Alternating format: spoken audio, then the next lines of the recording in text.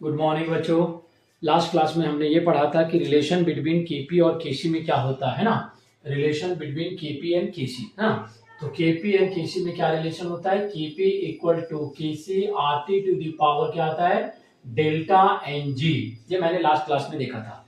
उसके बाद मैंने ये देखा था कि केपी बड़ा होगा या केसी बड़ा होगा, डिपेंड होता है रिएक्शन पे ना। तो केपी बड़ा होगा या केसी होगा, डिपेंड होता है रिएक्शन पे। अगर डेल्टा एन जी का वैल्यू 0 है तो केपी इक्वल टू केसी होगा।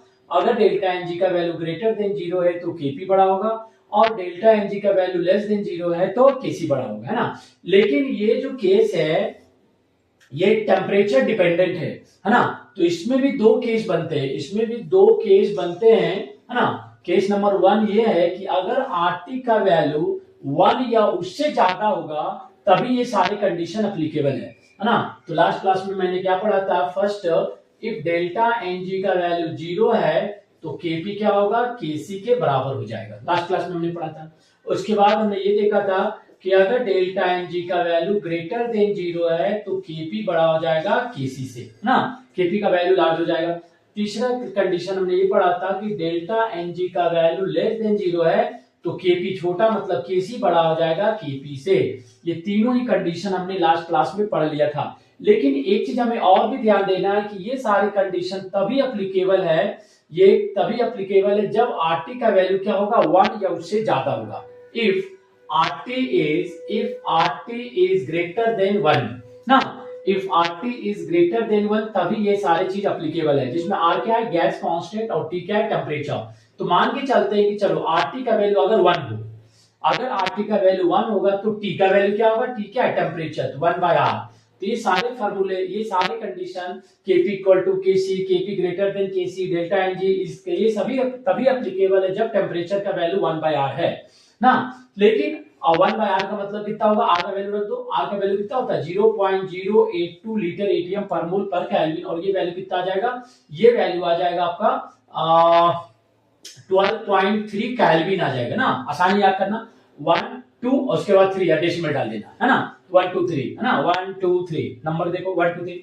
तो 1 2 3 ये फार्मूला तभी एप्लीकेबल है सर जब टेम्परेचर का वैल्यू 1/R हो या उससे ज्यादा हो। टेम्परेचर का वैल्यू उससे 1/R या उससे ज्यादा हो, या टेम्परेचर का वैल्यू 12.3 केल्विन हो, या डिग्री सेंटीग्रेड में कितना आ जाएगा, -261 डिग्री सेंटीग्रेड ना, -261 डिग्री सॉरी प्लस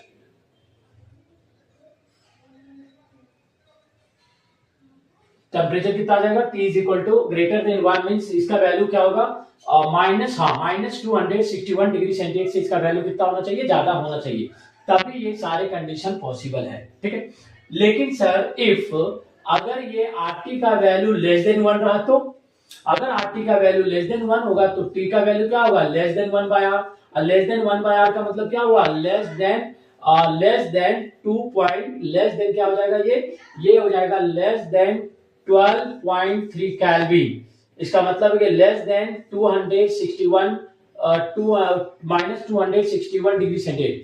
अगर टेम्परेचर -261 से नीचे चला जाए, अगर टेम्परेचर -1261 डिग्री सेंटीग्रेड से नीचे हो, या -2 या 1203 केल्विन से टेम्परेचर नीचे हो।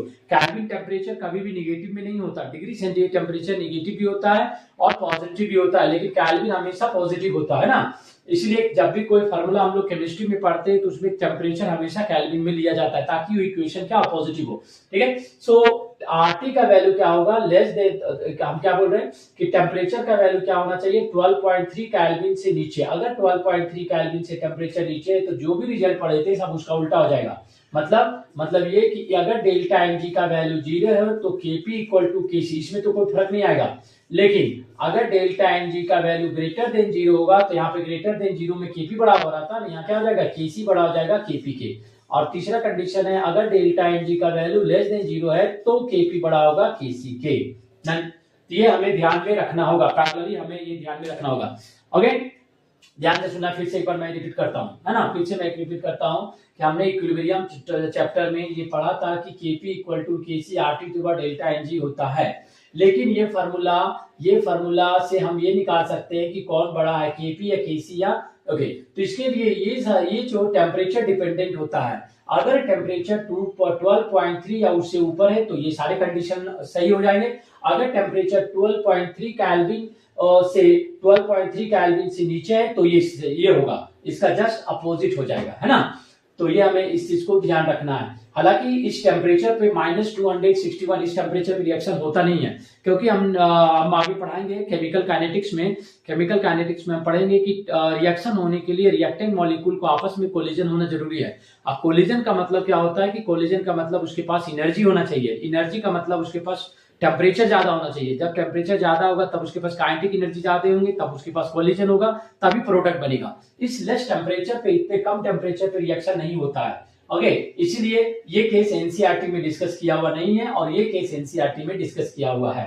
ठीक है, तो जब भी एग्जामिनर क्वेश्चन पूछेगा कि कौन बड़ा होता है, केपी या केसी, अगर टेम्परेचर नहीं दिया हुआ है तो हम ये मान के चलेंगे ये टेम्परेचर रिएक्शन 12.3 केल्विन से ऊपर हो रहा है। अगर टेम्परेचर दिया हुआ है तो इसी तरह से हम इसको सॉल्व करेंगे। Okay, thank you.